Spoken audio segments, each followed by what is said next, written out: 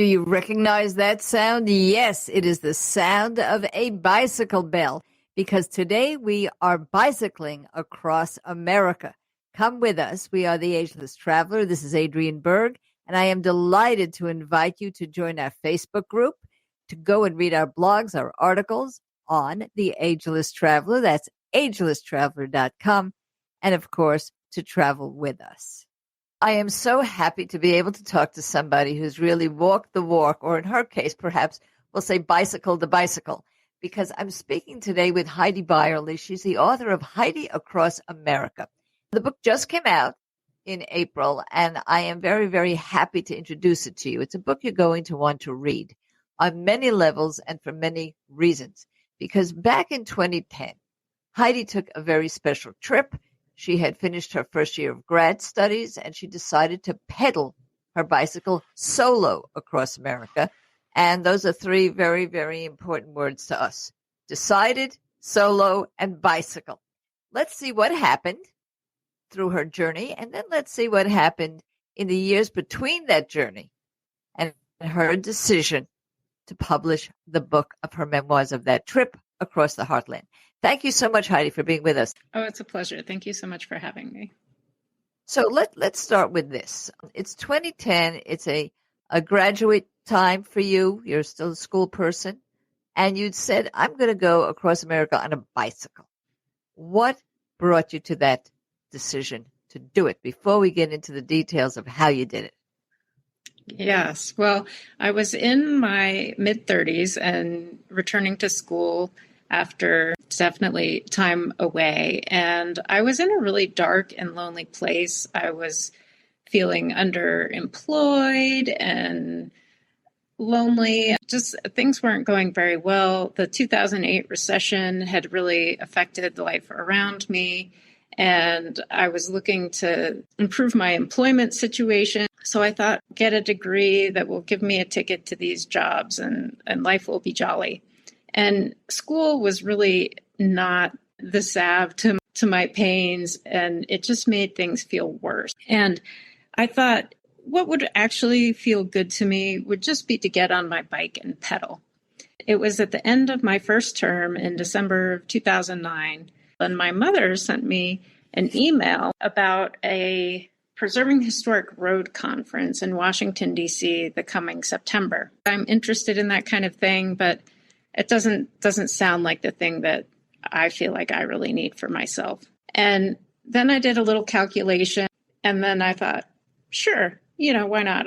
So I sent this flip email back to her, and I said, yeah, I'll ride out there and meet you. After I sent the email, I really started thinking about it, and I was like, that sounds like an amazing idea, actually.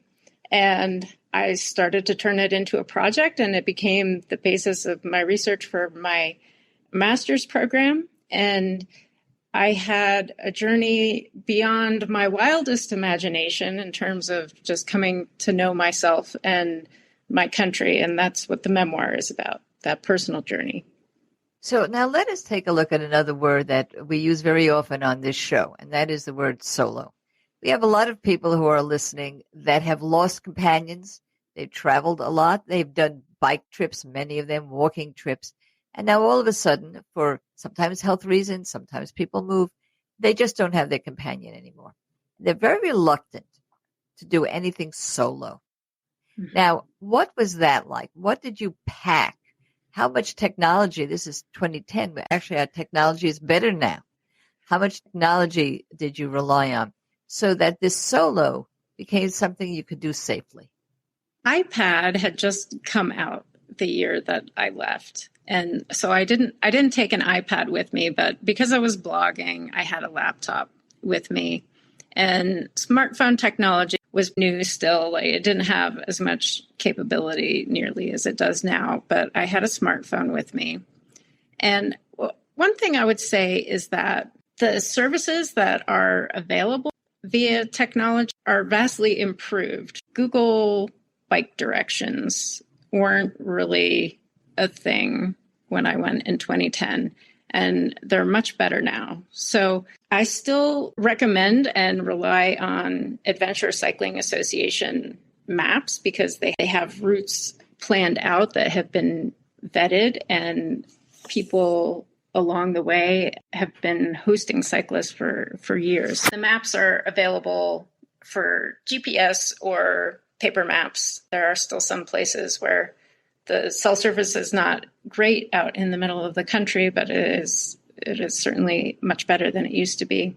In terms of safety for solo travelers, one thing, going along a route where people are more or less expecting or familiar with cyclists is I think a good way to go. Warmshowers.org is an organization that touring cyclists can stay in people's homes, and the Warm Showers hosts are very helpful and supportive. So that is a resource that I would recommend people check in with.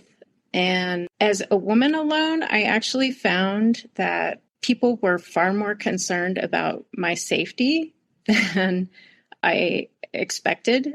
I do think that in certain parts of the country, it is advisable to have an American flag on your bike. That seems like an extra bit of help to deal with people who maybe think bikes shouldn't be on the road. I do find, though, that as a woman, there's much less conflict, I guess, with vehicles. Not to say it's none, but men traveling alone, I think, have maybe a little different kind of experience in that regard. We have a wonderful podcast going right now with Pamela Holt, me, myself, and the world. And she travels all over the world solo, truly solo, not single supplement on a group trip. And I'm a walker, not a biker, but a long distance walker.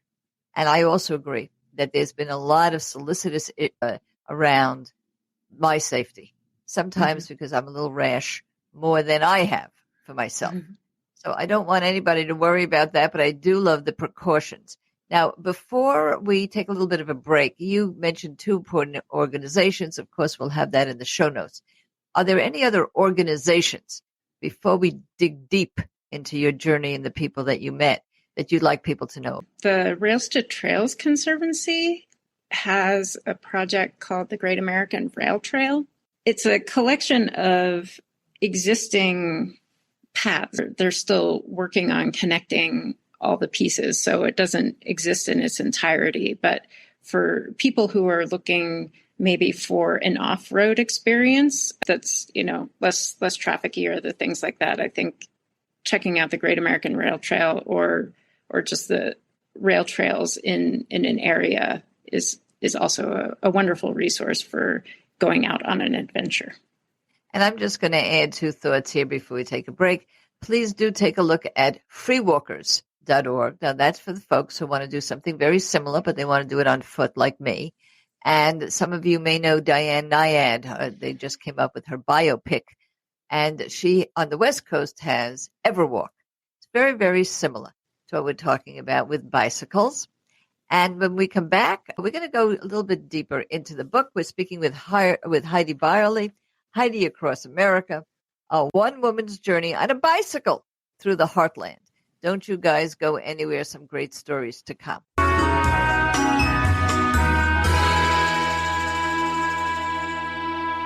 Are you culturally curious, but you can't always travel? Or do you have a loved one that you are a caregiver for, and you'd love to see them travel, but they really cannot do so? Well, we have affiliated with Wowzitude. You might have read about it in Forbes magazine. It's the online real-time travel guide. You can actually visit places on your computer, on your telephone, and of course on your TV. Simply go to agelesstraveler.com, take a look at the travel products, and you will see a list under Wowzitude of some of the places you could have gone this week. For example, England, Rome, and all of the places that you feel you just might have missed because, gee whiz, they're so far away. How about traveling to Ecuador? And what about here in the USA? Well, Wowzitude is renowned for bringing real-time travel experiences to your home. And we've affiliated with them because, while we know you never want to stop traveling, sometimes you have to travel from your armchair. It's Wowzitude. theagelesstraveler.com travel products.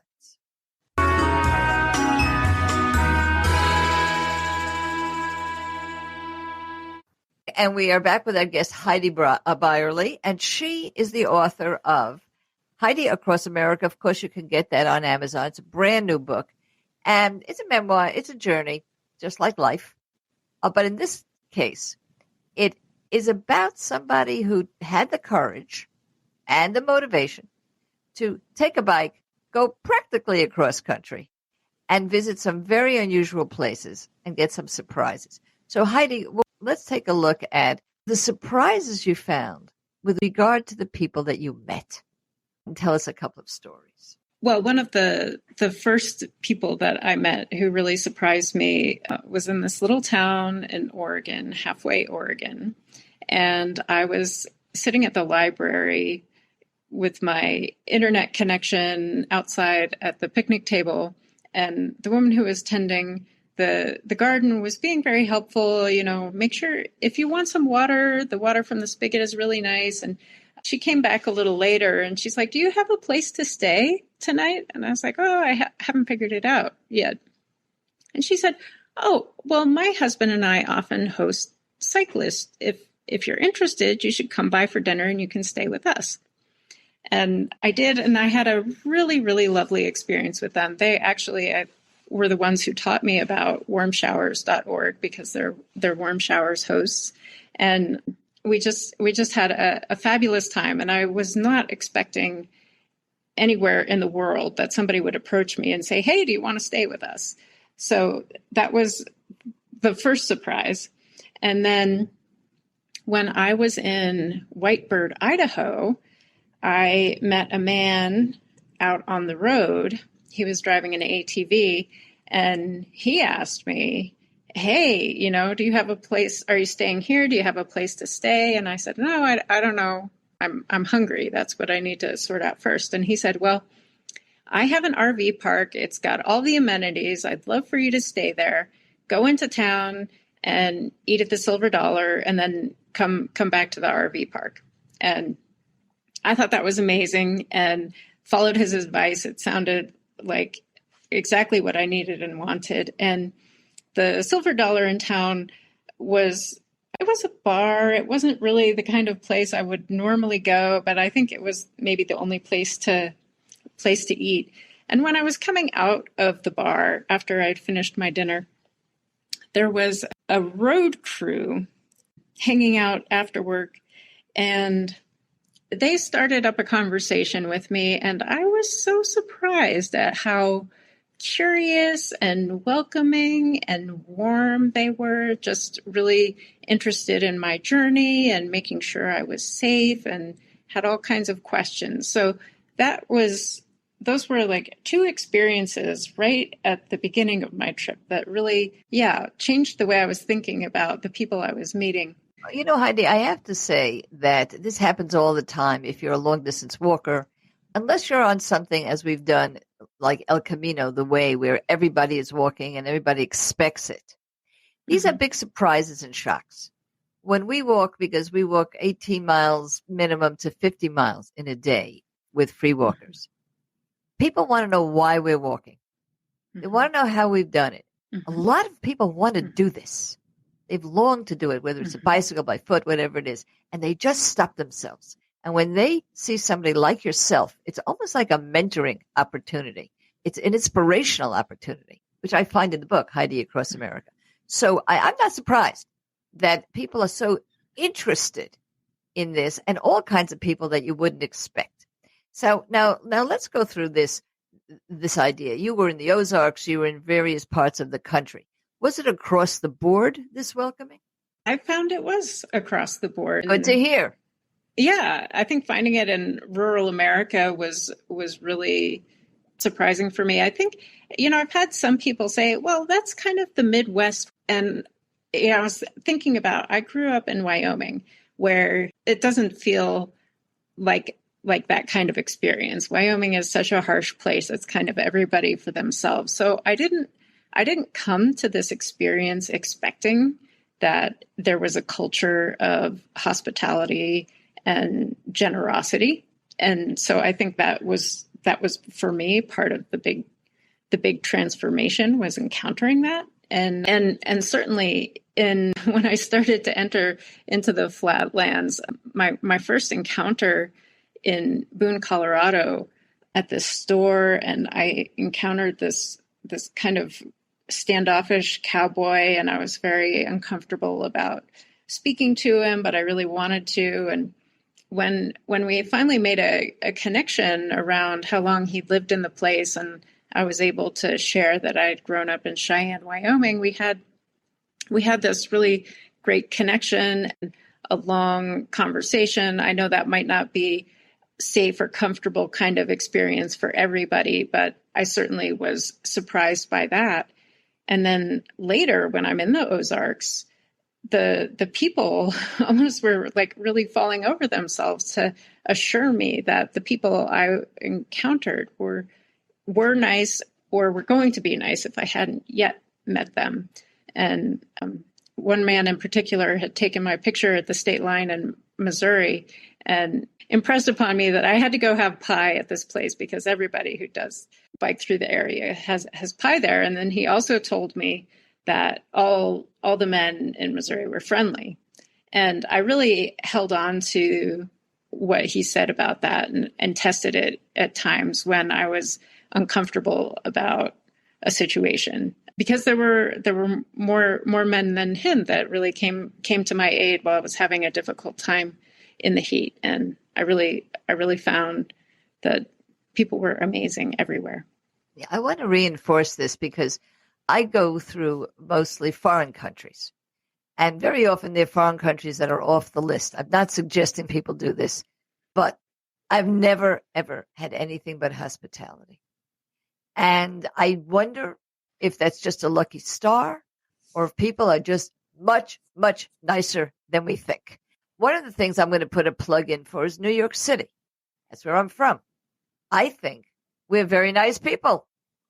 We may sound a little gruff, but we're very nice people. And we give you the directions. We may not get them right, but we'll always help you. We'll always give you directions. So the fear factor is an important thing that keeps people home, and particularly older people home. And if you take the precautions, keep your wits about you, you can go anywhere in the world. Now, before we take a little bit of a break, I do want to get to the fact that you were doing this as a project. Let's set the stage again. So this is Heidi in 2010, right? A bicyclist, making this, let's say, a school project. She's going across America. She's going to a particular conference in Washington, D.C. And in many ways, she's observing the world and coming from a place that has some fear in it and meeting nice people, including men, time after time after time. So from the point of view of a social project, let's say, if you could capsulize, like you're the de Tocqueville of bicycles, you went across the U.S., what would you say our country is like?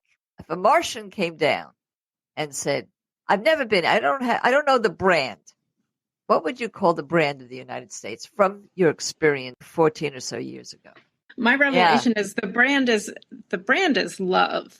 It seems a little strange to say that today, but I also think it still holds true today. If we're looking at it from above, it is maybe hard to see that brand. But when we look at it from the ground, sort of like the snail's perspective, if you will, it is love when we're connecting individually with people, when we're opening and exposing ourselves to the landscape and all the creatures and beings in the landscape.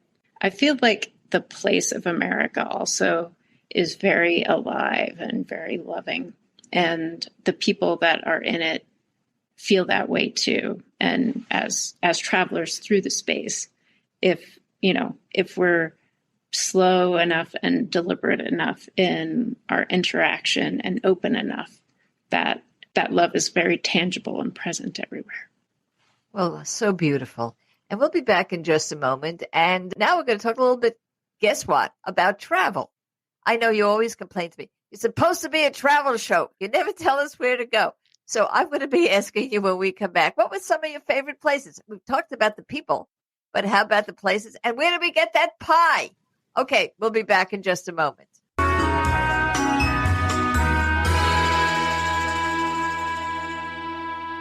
What are you doing between March 29th and April 12th, 2025?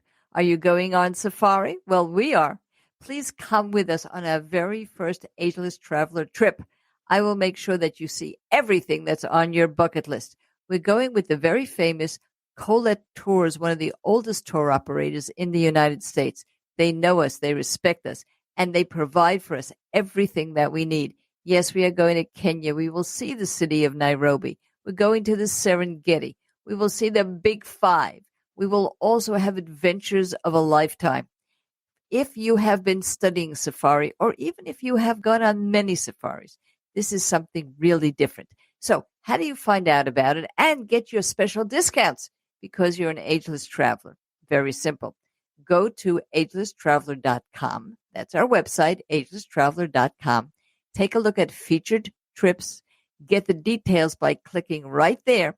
You can do everything from inquire, get your question answered, to book right away so that you're going with us. It is a terrific, terrific tour. And by the way, you can also go to the Masai Mara on an optional pre-trip tour. There's a lot more to it than that because there's yet more opportunity if you have longed to trek with the gorillas in Uganda.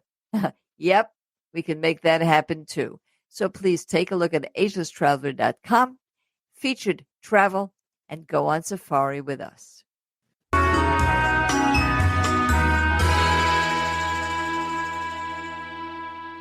Okay, we are back. And don't forget, we're talking about safari in that little break we had. Please, please, please, this is the time. So if you're interested in safaring with us, and I mean Africa, you have to do it now because I'm getting those discounts for you. Okay. So now we are back with Heidi Beierle, and she is the author of Heidi Across America, One Woman's Journey on a Bicycle Through the Heartland. And there was a tear in my eye and a light in my heart because I absolutely loved to hear the warm welcome that she got across America. But I also love things to see. I am the quintessential tourist. I've been to every state, Heidi, except one, and that's really an embarrassment. It's South Dakota, by the way, and so I'm kind of ashamed. But I'll get there. Don't worry. And there are places I love. And one particular area I love that surprises people actually is the Ozarks. Why? Well, because I love craft. And I think it's very underrated for the quintessential sophisticated crafts that come out of the Ozarks. And Brearley College is a place that actually you can learn craft. American crafting. And I've never used a piece of clothing from there. When somebody real fancy with lots of diamonds on their wrist and fingers stops me and says, "Where did you get that?" And they expect me to say, New York City, Madison Avenue. And I tell them, "Oh, well, the student made it, in the Ozarks." That's what they do. So I would say that's my biggest surprise of America. For a tourist, how about you? What did you love to see and think people would enjoy doing that also really got to you in terms of your travel? Well, I also love the Ozarks. They're so lush, and the geology is ancient, and the water runs through these ancient mountains and makes these caves, and there's bats, and it's just, there's lots of things to do. Like if you'd like to boat, if you like to bike, if you like to walk, if you enjoy the crafts, if you like horseback riding, there's all kinds of things to do in the Ozarks, and it's just a beautiful place to be. And on the flip side, my home state of Wyoming just wows me with its austere beauty. I mean, there are also, Yellowstone and the Tetons are spectacular in the uniqueness that they are. But what really blows my mind is being in the treeless landscape, the sagebrush. There are no people. It is so remote feeling and isolated, but it's so colorful and expansive. And I don't know that there's any, I mean, there probably is another place on earth that is similar, but it's right here in America. And it's just worth going to experience what that's like. Yes, I'm going to say that we talk a lot about grandparents' trips, or they call it very fancy in the travel industry, skip generations, where a younger generation is going with a much older generation. And I would say my number one, if people ask me, where should I take? I'd say anywhere from 10 years old all the way up to 18, grandchild. It would be the Grand Tetons, because they actually do go across it in a covered wagon. And you actually do learn how to glamp or put a tent up. And you actually do see wildflowers that are only in any place else in the world part of someone's imagination. But in the Grand Tetons, they're real. It's quite the bonding experience. A wonderful thing to do, grandma, grandpa, and the grandkids. So that, and we did it, and we did do it with our kids, and it was a lush experience. So those are some of the great things. Now, let me ask you, eventually you get to Washington, D.C. This is a big place. Culture shock or not culture shock from going across the U.S.? What do you think of our capital? Well, absolute culture shock, going from being very comfortable in towns that, residents there like in the hundreds, not thousands. So Washington, D.C. was really, really overwhelming for me. But, as I was there a little bit, I got used to it. I mean, the architecture is fabulous. The transportation options are wonderful. There's just a lot more turns and navigation, and you really have to know where you're going. Was part of my culture shock in being there. I will say it's easier for us. I'm going to put this right on the line. If you are from a big city like I am, it's actually easier because they are harder to negotiate. There's a lot of dark corners. You're born with an awareness with regard to danger. You're born with it. It's in your DNA. And so you've got an antenna up with regard to that. And then you go into the country and everything is so beautiful. A couple of mosquitoes. That's the only problem. So we have it easier. Now, I want to get to something a little bit more objective, because I mentioned that you're doing this as a project, right? And you're asking some social questions. I do a lot of work with economic development. I believe that tourism is a way to bring countries that they call them underserved in their resources up, because it gives jobs to young people. But what about bicyclists? We always think of bicyclists and walkers, by the way, as not spending a whole lot of money, not boosting the economy, maybe going into a small town and eating a piece of pie. But did you find that in your observations here from a social point of view, that this kind of tourism makes a difference to these small towns? I think it absolutely does. And bicycle tourists, though, are not a unified group in terms of their spending. So you do have younger people who maybe don't have as much money to spend, who are maybe not making as much of an investment in the communities as others, but older people who are more leisurely, or maybe people who don't really want to sleep on the ground a whole lot or want to dine at the restaurants, are making big investments in these communities. And for bicycle tourism in particular, these are communities that maybe used to be on main transportation routes, but when the interstate system came in, these communities were bypassed. And so because bicyclists are traveling on these lesser known routes, it feels like there is a huge opportunity to encounter, the mom and pop shops, the little cafes, the hotels, the motels. Everything is, more or less a non-chain variety in these small towns. And so every investment that you make in a restaurant or a lodging establishment or, a shop, if you buy something, that I feel like that all is really supporting keeping these communities on the map, helping them just support their livelihood. There's not so much coming that it's going to disrupt what really makes these communities authentically what they are.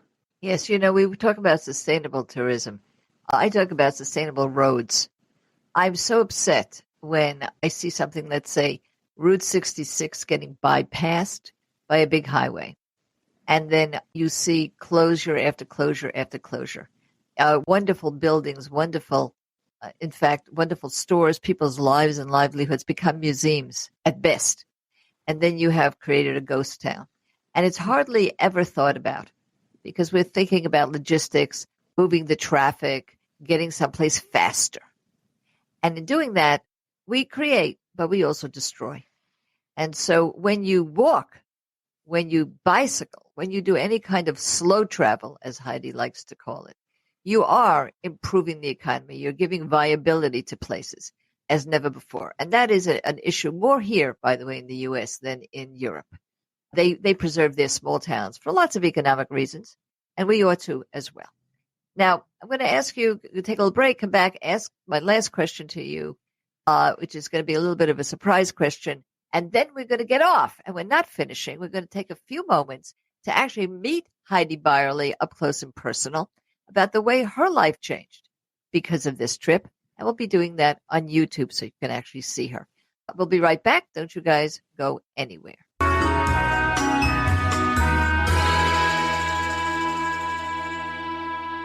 If you take long trips or travel through different climate zones the way I do, you don't want to schlep a lot of luggage. Well, luggage-free ships to many of the hotels in the world and mostly all the cruise ships.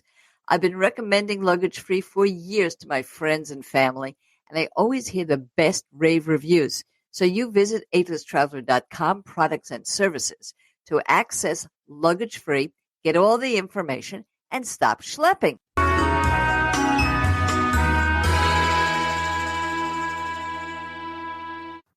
And now we are back, and this really is a surprise question. I did not prep her during that little break. Is that right, Heidi? It didn't say a word, correct? Didn't say a word. Okay, here's what I want to know. If you could change one thing, whether it is a reception that you got in the U.S., whether it's an attitude, whether it's a place, whether it's a policy, a U.S. policy, it could be for the national parks, right? Or the way bicycling is treated. What change would you make? I'm giving you a magic wand. I'm not entirely sure how to articulate this because I think that there's a reason why we have cars and people drive. But I wish that more people had an experience of what it's like to slow travel, partly because you experience a place and a landscape so differently by being exposed to the elements, partly because you encounter face to face the carnage that is possible on the road. It's a very different experience, I think, to encounter roadkill on a bicycle or on foot than in a vehicle where you may not even notice it. And then just the experience of, this is what it's like to be a person out on a road when a vehicle goes by, just so that we understand more that idea of like walking in another person's shoes. I think it makes a difference in how we interact larger society-wise. If we can kind of get out of vehicle mode and understand what the experience is like of somebody on the ground. I think that's a perfect thing to say. And what I would love it is, and it's good for our health, of course, walking is the number one exercise, particularly for longevity, by the way, is for us to really walk the walk, literally, and feel what it is to walk. It makes us better drivers. I think it makes us better people, but for sure, it makes us better tourists because we can sense where we've been. We really have a sense of place when we bicycle or we walk. So this has been a pleasure. Now, remember, I know you want to buy the book, so you're going to do that very easily. You simply go to Amazon. You go to Heidi Across America, Heidi Beierle. You will see those URLs and any other URLs that Heidi is sharing with us on our show notes. It'll also be on our Ageless Traveler website. And we're going to be meeting Heidi in a few moments on our YouTube channel. Please go there. Please subscribe to our YouTube channel. Like us on Apple and Spotify, everywhere that you listen to our podcasts. And please, please really make a camaraderie here by joining us on our Facebook salon. If you go to agelesstraveler.com, you'll see all of that on our show notes too. agelesstraveler.com, join our salon. You get a lot of discounts. And otherwise, you know what I'm going to say? Get out there, kids, and make it happen.